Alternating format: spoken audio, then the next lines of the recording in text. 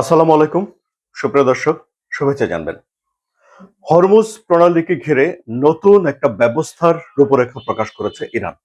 আরো স্পেসিফিক করে বলতে হয় যে ইরানের যে ইসলামী বিপ্লবী রক্ষী বাহিনী রয়েছে, আইআরজিসি, তাদের নৌবাহিনী একটা বিবৃতি দিয়েছে এবং বিবৃতি দিয়ে তারা হরমুজ প্রণালী সম্পর্কে নতুন একটা ব্যবস্থা প্রকাশ করেছে।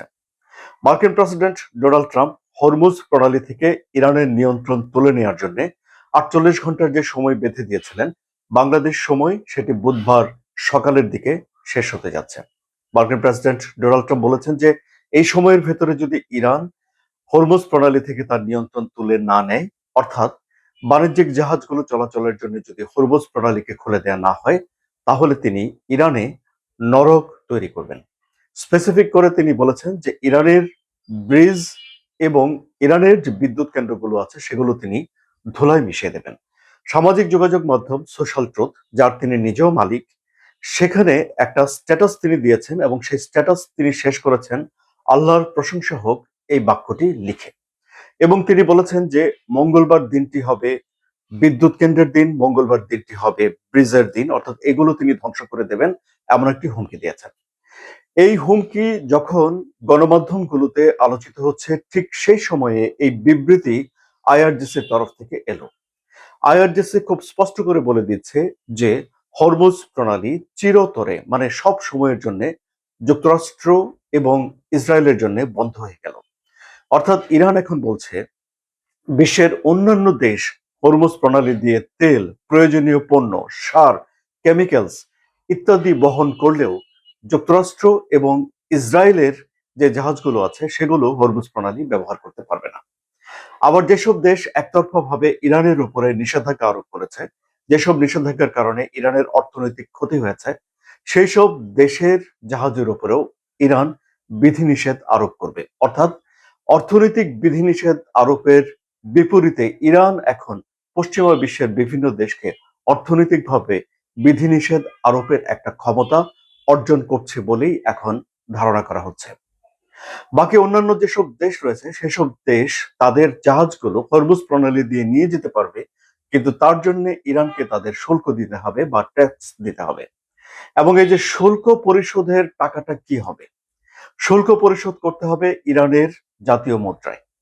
এর অর্থ দাঁড়াচ্ছে যে এই হরমুজ প্রণালী দিয়ে যেসব দেশ জাহাজগুলোকে আনা নেওয়া করবে, তাদেরকে নিজেদের গাটের পয়সা খরচ করে বা ডলার দিয়ে ইরানের জাতীয় মুদ্রা ক্রয় করতে হবে এবং ইরানের সেই জাতীয় মুদ্রাকে সংরক্ষণ করতে হবে এবং হরমুজ প্রণালী পার হওয়ার সময় ইরানের জাতীয় মুদ্রা দিয়ে মূল্য চোকাতে হবে বা ট্যাক্স দিতে হবে।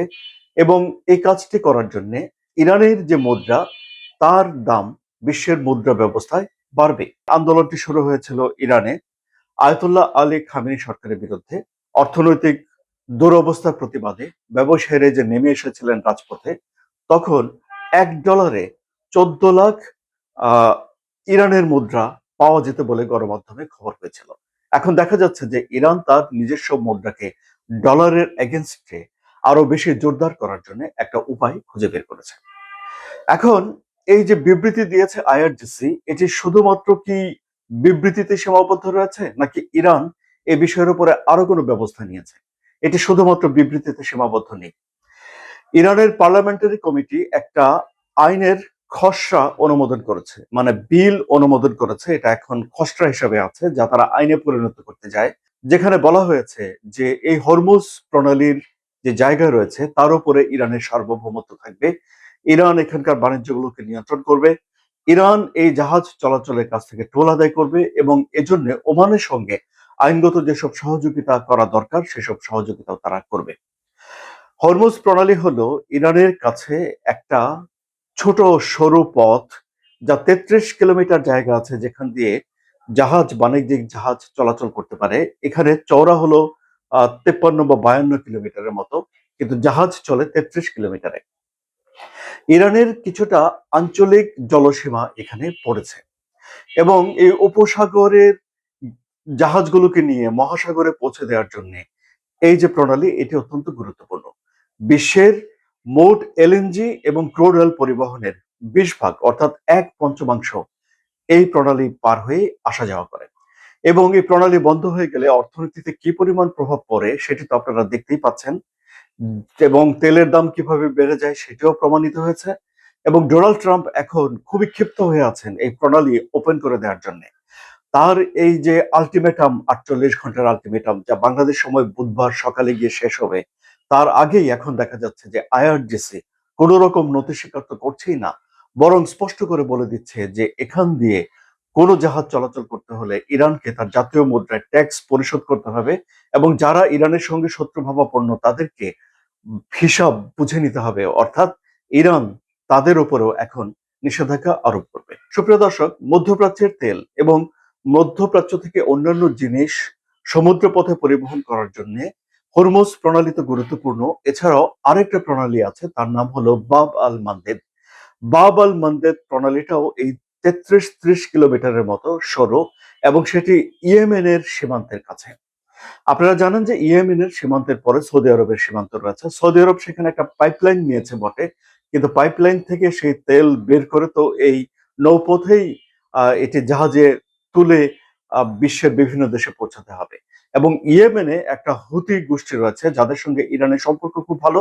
বলা হয়ে থাকে যে হুতিদেরকে ট্রেনিং দেওয়া, অস্ত্র সরবরাহ করা, এসব করে এই প্রক্সি গ্রুপ তৈরি করেছে ইরান। হুতিরা এখন ইরানের পক্ষে যুদ্ধ লড়ার ঘোষণা দিয়ে রেখেছে। এবং ইরান তাদের বিভিন্ন কর্মকর্তারা বলছেন যে যদি যুক্তরাষ্ট্র তাদের কথা না শুনে, ইরানের কথা না শুনে, তাহলে এই বাব আল মানদেব দিয়েও জাহাজ চলাচল বন্ধ করে দেবে ইরান। বাব আল মানদেব গেছে ওদিকে সুয়েজ খাল পর্যন্ত, এবং এটি যদি বন্ধ হয়ে যায় তাহলে জাহাজকে অনেক ঘুরে চলাচল করতে হবে, ফলে বিমার টাকা বাড়বে, জাহাজের ভাড়া বাড়বে, তেলের খরচ বাড়বে, এবং এটি বিশ্ব বাণিজ্যকে আরো বেশি কস্টলি করে দেবে, অর্থাৎ দামি করে দেবে। এখন দেখা যাচ্ছে যে এই দুইটা প্রণালীকে নিজেদের নিয়ন্ত্রণে রেখে ইরান বিশ্ব বাণিজ্যে একটা ব্যাপক নিয়ন্ত্রণ নিজেদের হাতে নিয়ে নিচ্ছে, এবং যুদ্ধের একটা কৌশল হিসাবে এখন ইরান এই উল্টো যুক্তরাষ্ট্রকে একটা আলটিমেটামই বলতে পারেন আপনারা, একটা হুমকি, হুঁশিয়ারি দিয়ে রেখেছে। পরিস্থিতি খুবই উত্তপ্ত, তাই নয় কি? সুপ্রিয় দর্শক, আপনাদের মতামত কমেন্টে জানান। আলোচনা যদি ভালো লাগে তাহলে সাবস্ক্রাইব করে এই চ্যানেলের সঙ্গে থাকুন। ধন্যবাদ সবাইকে।